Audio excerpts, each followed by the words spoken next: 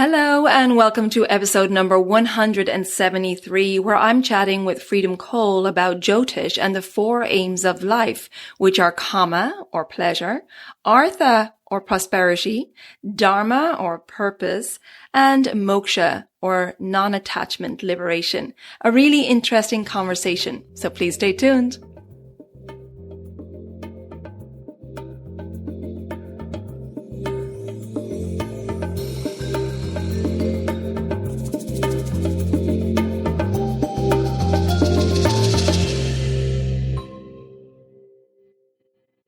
Hello and welcome to the Elements of Ayurveda podcast. I'm your host Colette, and I hope to educate and empower you to take charge of your health and well-being, preventing disease in the body and mind so that you can thrive in life. I will be sharing the holistic teachings of Ayurveda, the ancient healing tradition from India. I will also discuss topics like yoga, which is the sister science of Ayurveda, health and wellness, nutrition, fitness, and mindfulness practices, as well as interviewing lots of inspiring people along the way. My humble wish is to help you to connect to your true nature, to Mother Nature, and to help you to connect to each other. If you're new to Ayurveda, I recommend that you start by listening to the first couple of episodes where I do an introduction to Ayurveda and the mind-body types. Now, if you like the content, please subscribe to the show so the new episodes will automatically download for you to enjoy. I've also set up a new private community away from social media on my new website, Elements Healing and Wellbeing. Now, this community provides a safe space for like-minded people to come together, to connect, to share, and to support each other.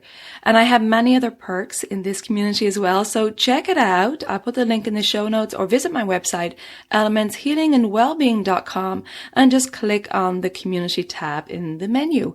I hope you can join us. I'm looking forward to a lot more in-depth connection and conversation over there.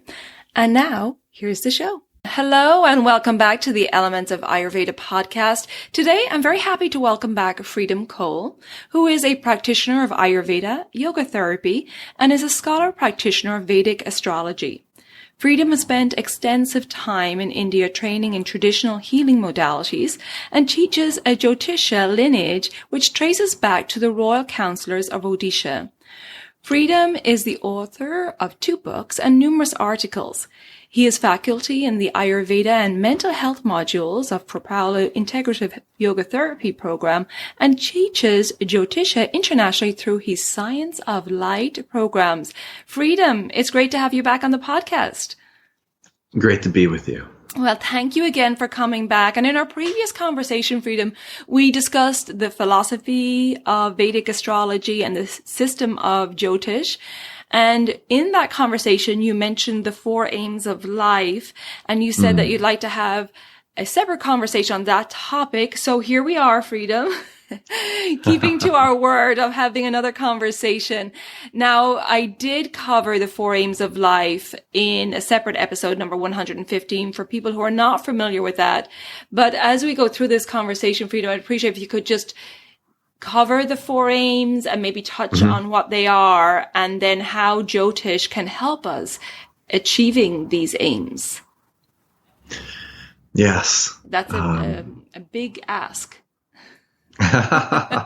It's a beautiful ask because the one of the things that Jyotish or even just learning Jyotish, even if somebody wasn't going to practice it, is it gives this deeper perspective on life. And when we look at the 4 aims of life, they take each of the 4 aims and divide them into 3. And then you get to watch how these aims are interacting in people's life. And it's such a deep, nourishing, and life-enhancing perspective. The more we know, the more we get to see and appreciate of life. But so there's 4 aims of life, and just to repeat from your previous podcast, it's Dharma, and Dharma often is translated as the purpose for being here, having a purpose. Then we have Dharma, Artha. Artha is ways to make money. It's our prosperity. It's our financial well-being. Then we have kama, which is generally on the simple side, and we'll go deeper in a moment, but it's connected with our sensuality and our partnering in life. And then we have moksha, which I often translate as spirituality. It literally means liberation, but it contains the concept of everything that we do for that liberating path in life. So I like to translate it as our spirituality. Now, these 4 aims are meant to all be healthy. And similar, sometimes I compare it to Vata, Pitta, and Kapha in Ayurveda. It's not that one is bad and you got to get rid of one. It's all about having balance of them. And so we want to, from the Jyotish perspective, our goal of counseling and working with people is to make sure that each of these 4 areas of life is optimally working, that are almost a cross training for life, that there's a purpose happening, that a person is making enough money, they're doing well financially, their personal love life is doing well, and that they have some spiritual component. And what imbalance is if a person is all about money, all about making money and getting rich, and their purpose in life is ignored, spirituality is ignored. They might even ignore relationship, or they might just ignore one just to over-pronounce that financial reality of artha. And this is considered an imbalance. Yet at the same time, just like everybody's not an equal balance of Vata, Pitta, Kapha, each of us has predominance in one of these aims. Some of us are more purpose-driven, where we don't care about how much money we make as long as there's enough. We just we have our purpose, and that drive is what really matters. Other people, having a big house and fancy cars and all, they're all about making lots of money and making their business as big as possible. Other people, relationship or relationships and that realm becomes their primary dominant aim in life. Other people, spirituality becomes their predominant aim. And so we're all going to have a constitution, you could say, of which aims are more important for us. And the key is to make sure that we don't ignore one of them, or that one of them doesn't become dysfunctional. And to ignore it because it's dysfunctional, it becomes very unhealthy for the life, for this deeper fulfillment of personhood. There's a Vedic analogy of the 4 aims relating to the 4 legs of a cow. And a cow missing a leg, it barely gets around, but it can still get around. A cow missing 2 legs is a dysfunctional is a dysfunctional life. So, it's a good analogy. and a cow, yes, but a cow, when it's walking, there's different weight on different parts of the legs at different times. All legs, it's not just standing. In order to walk, there's a change of pressure. And similar, the aims have different predominance at different times of our life. And so Jyotish is very much about creating this holism of a person and making sure those areas are healthy.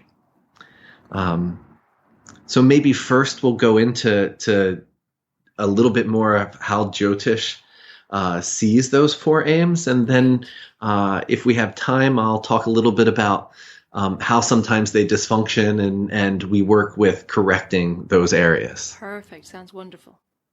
All right. So the first one is Dharma, which we call it's often translated as purpose, but it's almost important to kind of understand deeper. Dharma can sometimes be called our self nature. And they say a cow's dharma is to give milk. Okay. A chair's dharma is to provide a place to sit.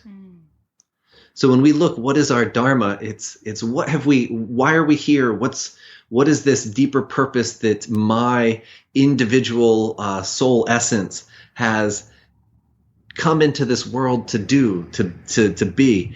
And occasionally people have big ideals of, they want to, people that watch particularly too much TV, put too much grandeur on what purpose should look like. But sometimes purpose is taking care of a grandmother. Sometimes purpose is taking care of a certain land or providing food, or we want to be not over grandeur with our concept of dharma, or else we set ourselves up to fail. Right. We want to recognize, who are we? What is my special gift that I've come with? Yeah, that's the way I think of it. Sometimes it's almost like, what skill set am I born with, and where can I use that skill set that's natural to me the most, to be of the most exactly purpose. Yeah, exactly. And it's a skill set and a self nature. Right. Because there's a predisposition. And the Vata Pitta Kapha type of constitution plays into that. Pittas will tend to a certain direction. Kaphas will turn to a certain direction. Vatas. So those tendencies play into our dharma and how we enact that dharma. Right. And so that is broken down into three parts. One is the dharma, swadharma, your self dharma, your personal purpose. And then we have two other parts, which are you could for easy remembrance, it's me, parents, and children. Okay. And so if we look at me, what am I doing? What am I doing for my fulfillment? When we look towards parents, and just taking that as an archetype to remember the three, this is with learning, teaching, ideas. It's dharma to make sure that the ideas the ideas of our elders are worked with, and the ones that are beneficial for society are held and integrated. That understanding, and some people translate dharma as religion occasionally because of that reason, that it is the maintenance of the ideas of, you could say, civilization, of human well-being, that this concept of what makes us philosophically what opens up that perspective to proper seeing. Okay. And it's really talking about respecting elder wisdom. People are in that elderhood stage of life where they have more of a philosophical outlook of life. It's the elders and the knowledge they hold. Yes. Yeah, I love that. And then when we look at that, children, if we see it as a triangle of self, parents, or self, elders, and children. And so that children's side of its own, it shows our innate intelligence, that innate skill that we were born with. And also the dharma of ensuring that the next generation is being transmitted the information that no reason to make them reinvent the wheel. That transmission of Ayurveda, taking care of the children, taking care of that next generation, taking care of the students, the interns, the dharma of ensuring that the proper knowing and knowledge is continuing onwards. So these are our three elements of dharma. Okay, so parents, and children. And so in dharma, any one of those areas can become compromised. And what that looks like is sometimes you see people who are very atheists, or even, there's atheists where you just don't believe, which is a little bit more like agnosticism. And then there's atheists where you say, oh, that's not real. Oh, that's considered a dosha, a problem in the realm of that elder concept. This person who is disrespectful to elders, is not learning the ancient traditions, is not making sure that what has come before is respected.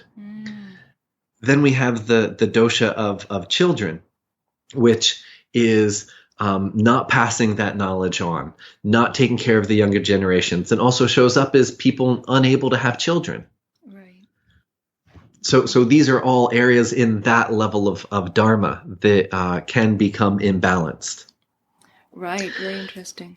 And then, of course, we're talking obviously on a personal level, but then when you were talking there, it's made me think of planetarily, how we're affecting the world now with not passing on, taking this indigenous wisdom that we have, ignoring it, thinking we know better. Yeah. Yeah. That's a whole nother subject. A whole nother conversation, right? Well, the thing is, when we talk about colonial culture, as we move to different places, there's different knowledge, and that strong elder Dharma is being able to have a view that's wide enough to accept and hold space for other people's views. Right, okay. And colonial culture failed at that, where they tried to put their view on top and remove the view of the native people instead of giving them equal place alongside their own view. Yeah. Then we have Artha. And Artha, prosperity, money, is our initial understanding of it. But it's job. It's work, because how do we get money? Right. We have to go to work. We have to do things to earn money. And hopefully once we earn money, we invest it properly so that there's passive income coming in. And so both the work we're doing and the passive income falls under Artha. And that work and that effort falls under Artha. The money in your bank account, how much money you have, falls under Artha. And a lot of times, Artha, we use the word I need, because we need money to survive. Right. It's not a choice. People who, occasionally we get people who are anti-money, who have a bad relationship to money. This is an Artha dosha. Because it's about right relationship to money. Money's not good or bad on its own. And under Artha, food falls under Artha, because we need money to survive. And food and money are from a Vedic perspective interchangeable. When we have enough money, we have enough good quality food. If we have enough good quality food, it means we are wealthy. So when we look at Dharma and Artha, sometimes these are two different areas of a person's life.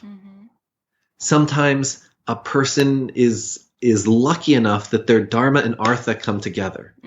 And so when that comes together, for example, if your Dharma was to be a healer, and you learned Ayurveda and were healing people and making enough money from that, your Dharma and Artha have come together.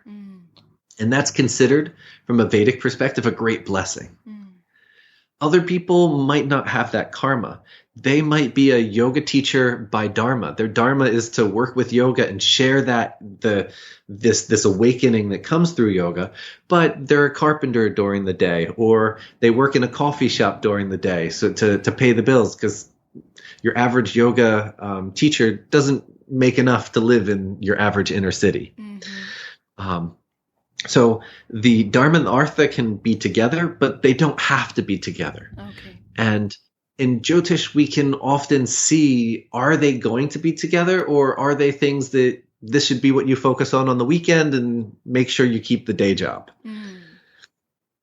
And it's an important element, because sometimes people really struggle with that. They expect their work to be their purpose, and it's not what we see. Work is not.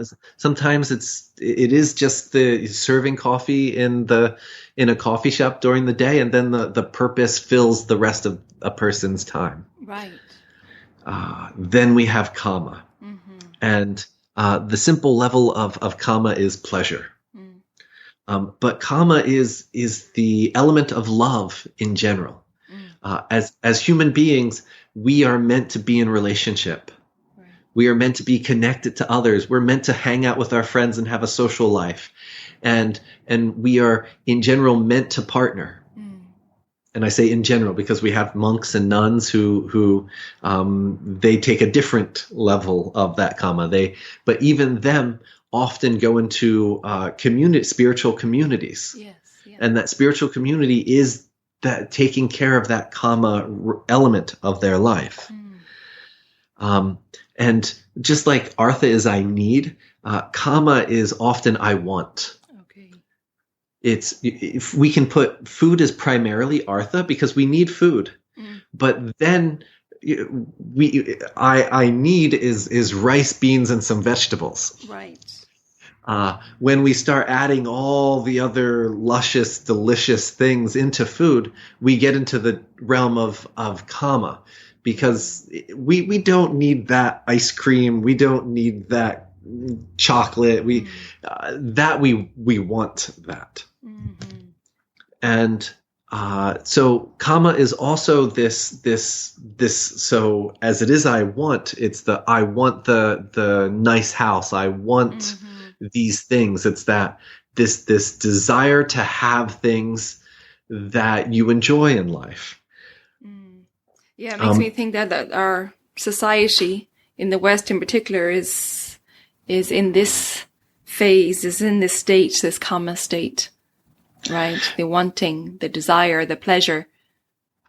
Well, the thing is that they've learned that they can tie kama and artha, and they can put a rain or something on kama, and that pulls your artha out of you. So kama is used to take our money. Right. But if we look at the three, if we divide kama into three, it's love and partnering. It's the things that I want. And then the third is our hobbies, our socialization, because we tend to socialize with those that we have hobbies in common with. And this pleasure in life, this time where we play and whatever our hobby is, if the hobby was chess or the hobby is biking or in this way, these three areas are all kama. And so somebody might have a deficiency in one, but then we can overcompensate in the other. But we want to ensure that there is pleasure happening in life, that a person they're enjoying life. Nowhere in the Vedic tradition does it say that we're here to have a hard life. Right. But and I'm thinking of obviously a bigger picture here while you're talking, but would it be fair to say that our pleasure or our kama is misguided now in a consumer focused society? If we are bombarded by too much commercials, we watch TV and Facebook's new design to make the commercials pop out even more in your face. Then the kama is being altered, and on that level, it can even become dosha. Dosha, we could say, of that first element of kama is a person. These models that are spray painted to not be what normal humans look like. And so people are expecting women to have all these features that are just not natural. And then people go get surgeries. And so this is disturbing kama. Yeah, it's just interesting to see it on that level, what way society is playing into this. And affecting these four aims. And like you said, then this consumerism is then pulling on artha. Well, right? Artha is using kama. They're utilizing our desire for pleasure to pull the money out of us. Right. Yeah, very interesting. Yeah. So we have these three areas, and then we go into moksha, and it's quite interesting when we see what the Jyotish three elements of moksha look like, and the first which is the most important, is the heart. Mm-hmm. And moksha relates to the heart. And thereby it shows that a pure heart is one of the most important things. Forgiveness, kindness, nonviolence, most important ingredient.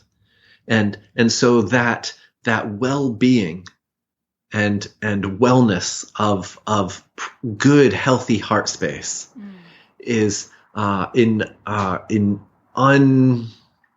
without forgiving, without coming into a space of kindness, it doesn't matter how much meditation that we do.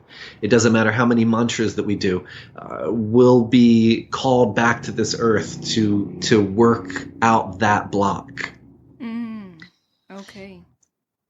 So the clearing of the heart is a very important element. And then we have so that's the first part. The second is the internal work, the realm of internal work. And then the third is space alone, space, you could say in pratyahara, withdrawing the senses and having quiet time, or going off and really having that time to find stillness inside. That third one is associated with ashrams. Ah, okay. You going off to disconnect from everything where you're being disturbed by artha and kama and moksha, just to come and find that realm of stillness and quiet inside, where you actually see what you really are beyond all the things that you incarnated with. The interesting thing is that of those three, they're also correlated. The primary one, the heart, is correlated to healing. And we can tie the quality of the heart in with the quality of healing and the healing potential. The internal work is connected with disease, and particularly with chronic disease. And so this tells us that chronic disease has a very powerful spiritual impetus behind it. It's being given to us with the intention that we do internal work. And I'm going to say with a little element, it's not like if somebody's sick, we say, "Oh, that means you have internal work to do." Right. We have to be careful how we use that. Yes. But this chronic disease, it's an opportunity for us. Yes. We want to say, okay, they're suffering. Let's go into that. Let's not just trying to escape it, but let's go into that suffering. Let's go into this depth. Like, what am I losing? What do I need to look at? And sometimes it's, what do I need to look at without, that doesn't mean that healing will happen.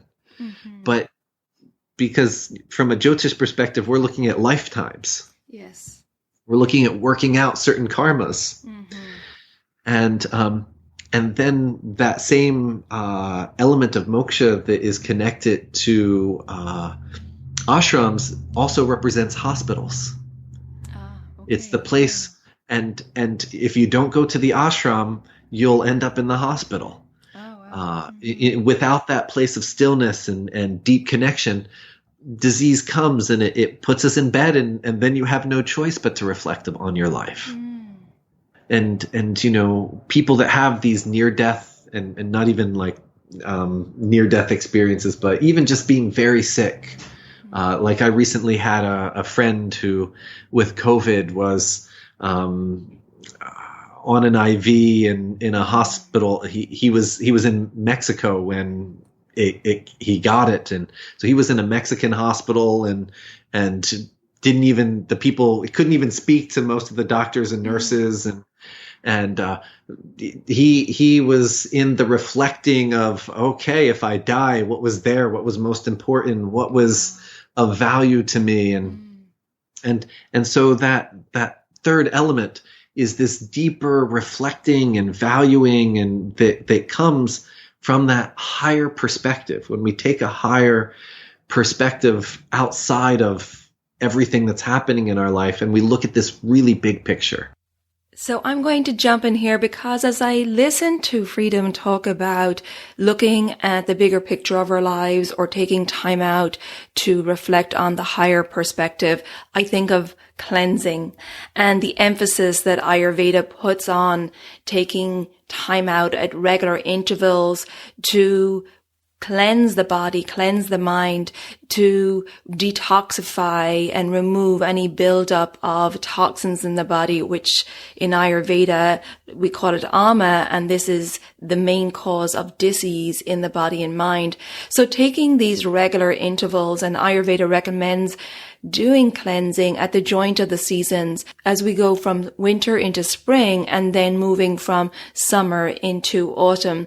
It's a good time to take time out to remove the toxins, and not only physical toxins, but also emotional toxins. It gives us time to reflect on any undigested emotions and to cleanse those out so that we're not carrying those physical and emotional toxins into the next season where they could develop into problems, into disease in the body and mind.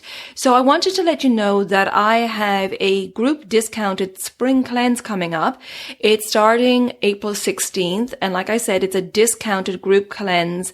And in this cleanse, you have a private 90-minute online consult with me, where I tailor the food, the meditation, the yoga, the pranayama, and anything else I think you need to bring your body and mind into balance. You also get educational webinars and a real holistic program, as well as access to a private community so we can support and hold each other accountable as we go through this cleansing journey. I will put the link in the show notes, or you could visit my website, elementshealingandwellbeing.com, and just go to the events tab.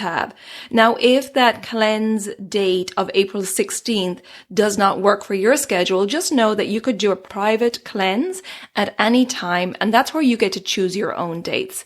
So for that, I will put that link in the show notes also, or just go to the programs tab on my website. Okay, let's get back to this great conversation with Freedom.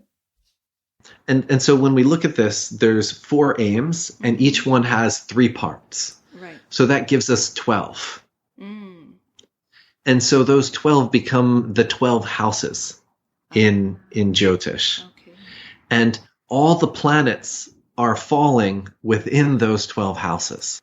And when we look at, as I said in the beginning, some people have a predominance in certain aims. And sometimes multiple planets fall in the Artha houses. And so work, making money, these kind of things becomes a predominant drive to the person. Sometimes more planets are falling in the Moksha houses. So either spirituality or ill health become the primary drives in a person's life. When we use Vedic astrology, there's planets that become strong in certain placements and planets that become weak. And so occasionally if a planet becomes weak or is having a problem, or all the other various rules that we utilize in a particular area, one of those aims starts to struggle. In that second part of Dharma, the inability to have children. In the second part of Artha, the inability to have money to be able to enough money to pay bills and things of that nature. And so in this way, if a malefic situation happens in the 7th house of Kama, then we get a person who's married multiple times and is struggling for relationship or struggling to be in relationship. And so one of the most important things in Jyotish, our guiding light, like when we look at a chart, what's my purpose? As an Ayurvedic practitioner, when we look at a human, one of our primary root foundations is let's get their constitution and their present state into an alignment. Let's get them back into alignment with what their birth constitution is, so that they can be fully them in a healthy way. And so from the Jyotish perspective, we are aiming to ensure that a person is able to have all 4 aims of life as functional as possible. Great. Okay, so when you're doing a chart for one individual, you have their birth date, time, place, and then you have the 12 houses on the chart. Is that correct? Yes. Okay. Yes. And then according to their date, time, and place of birth, it falls then within this. You're then reading these 12 houses according to their specifics. So the date shows where the planets are in the solar system. Okay. And the time of day shows where the planet Earth is spinning and looking at, so that we can see from that time the Earth was in this particular direction where the planets were in a certain relationship from it. And in that relationship, that gets mapped into, you could say that we could take the celestial circumference of the solar system and divide that into 12 pieces. And where those planets are falling are thereby connected to what these aims of life we're being called into being for. Such amazing information you can offer people. Yes, and such a it's both an enrichment to the person getting the reading to have clarity, and for the astrologer to have this deep understanding of life. Yeah. To understand, okay, this is what happens when this element of Artha is not working, or this is what happens when, oh my gosh, all those planets are in the Kama area. No wonder the person has been married 5 times, and all they can think about is that, and they don't even care about their reputation, or they don't care about their job. And so we start to understand this deeper way that a human being drives through life. Right. And then you're looking at this information and you're giving them guidance, and with the ideal being that these 4 aims and 12 houses are in balance. Or in balance. It is in balance relative to them. Right. Yeah, that makes sense. Yeah. Okay. From the Vedic perspective, balance is relative. Yes. For somebody who's full Pitta with very minimal Vata Kapha, their balance looks very different than somebody who's very Kapha and no Pitta. Very true. Very true. And so that the person who is all about Artha, to me, when I'm guiding them, their moksha, I'm talking to them about where they should be donating to, and making sure that their organization is ethical and supporting good means, and that is creating pure heart. Okay. And they don't have to go off to an ashram and do a meditation. They're better. Their focus is Artha. So let them be completely successful in Artha, but let's make sure that we're donating and being ethical and doing everything nonviolent, in a nonviolent way, and that way we're supporting their moksha through the realm of somebody who is primarily focused on Artha. Very interesting. So you're really tailoring it to them. Exactly. Exactly. Which is the most beautiful thing. Absolutely. We're not putting on them some concept that is not that they have to fit into. We're fitting into them, and we're making sure that there's a holism happening. Yeah. Because the primary concept is if any one of these areas is missing, it's the cow without a leg, and if 2 are missing, the cow's not walking. Right. Which means that there's a missing inside of them.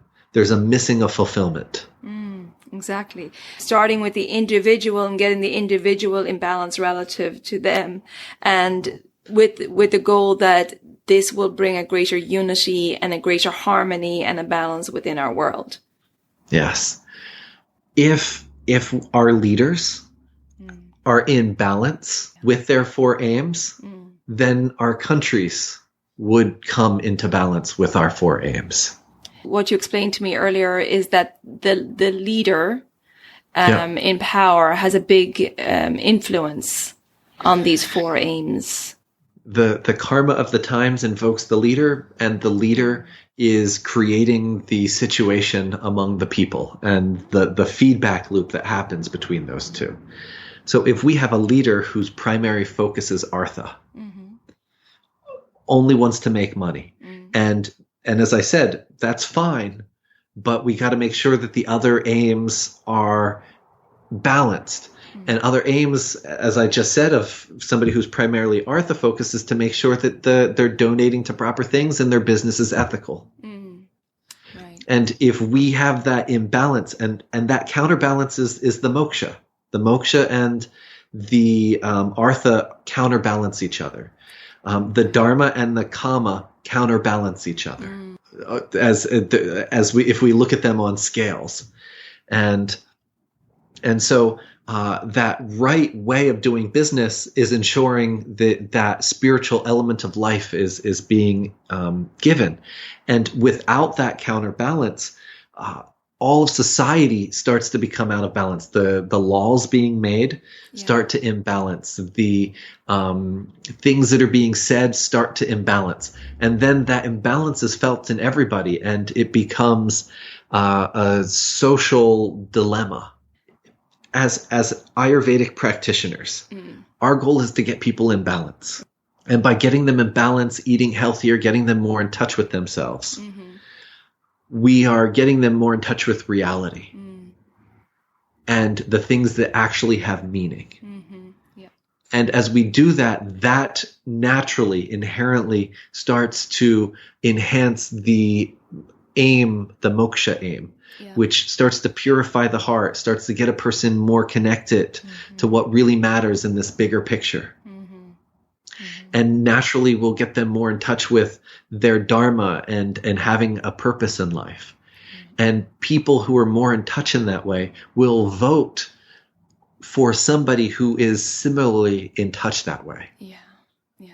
So I once had a student who he stopped class because he had to go stand out in the street and protest.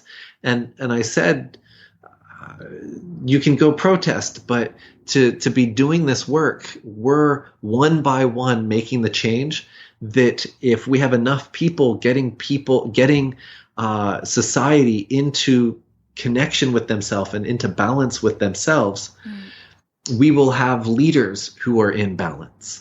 But the thing is, we have to realize our role, and that by doing our own dharma, our dharma of making people healthy and in touch with themselves, healthy, and Ayurveda it brings so much awareness and consciousness into people's lives, and by doing that, we are connecting people who will, in the end, share that knowledge with their families and create conscious, connected human beings who will vote for conscious, connected human beings, which will thereby feed back into conscious, aware legislation that gives us a better country and environment.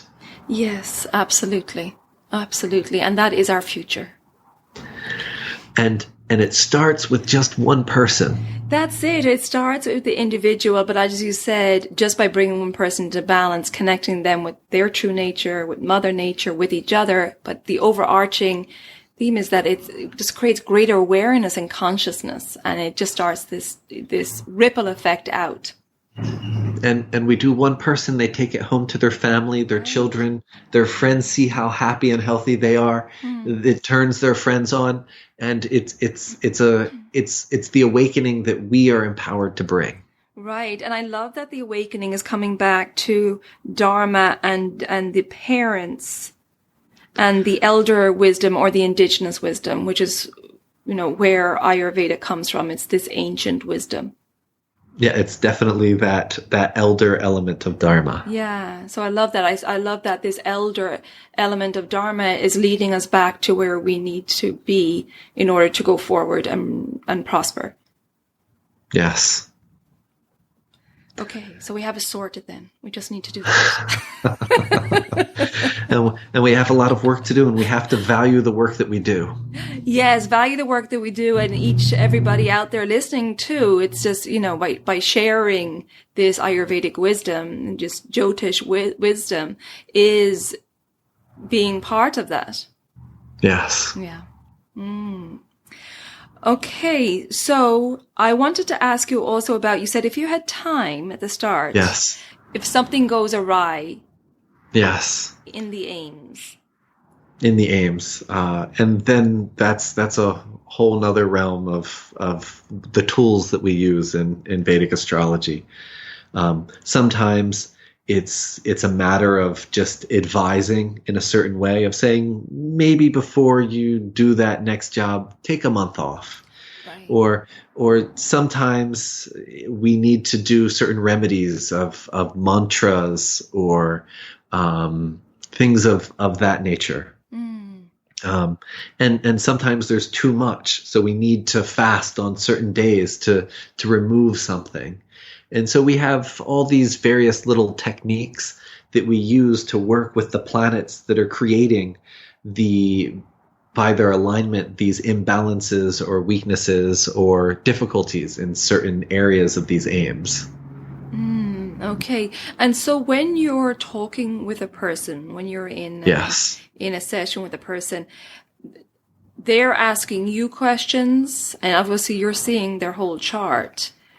So do you go on their questions, or how are you navigating that? I myself and every Jyotishika will be slightly different in how they work with their clients, as I'm sure every Ayurvedic practitioner is. Sure. But I start from a place where a person has their questions, and then I first do my overview of what's happening and where we need to work. And I like to think of it, if all of a sudden we're disconnected after 15, 20 minutes, I will have said the most important thing that they need to hear.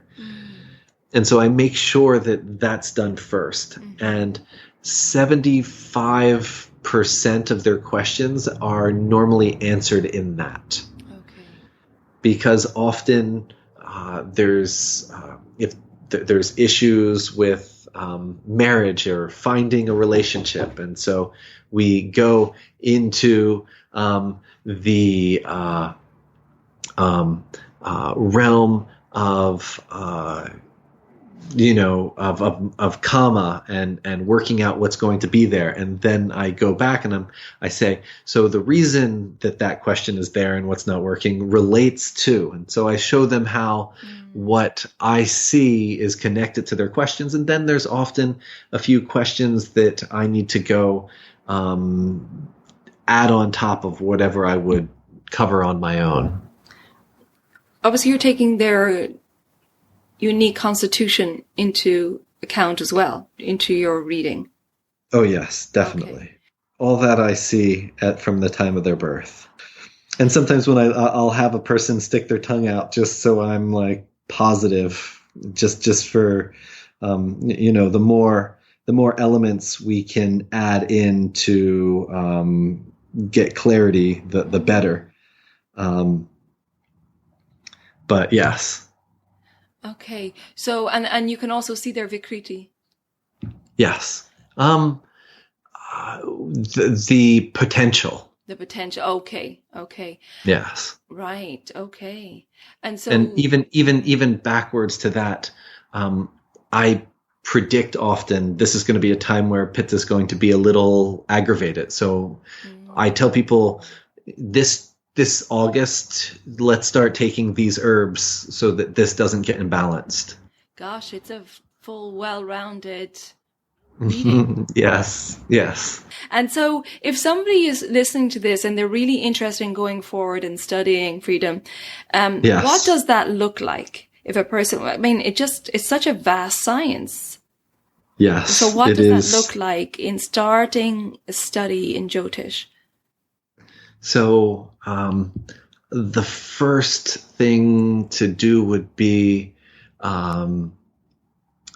at least, well, if I speak in my path, I offer a 6-week introduction that it's a program that my advanced students teach, and there's videos that I have in it, and then a person sits for 6 weeks, 2 hours each week with one of my advanced students, and the advanced student explains certain concepts and actually looks at your chart with you and helps you understand how it works and what an astrologer is looking at.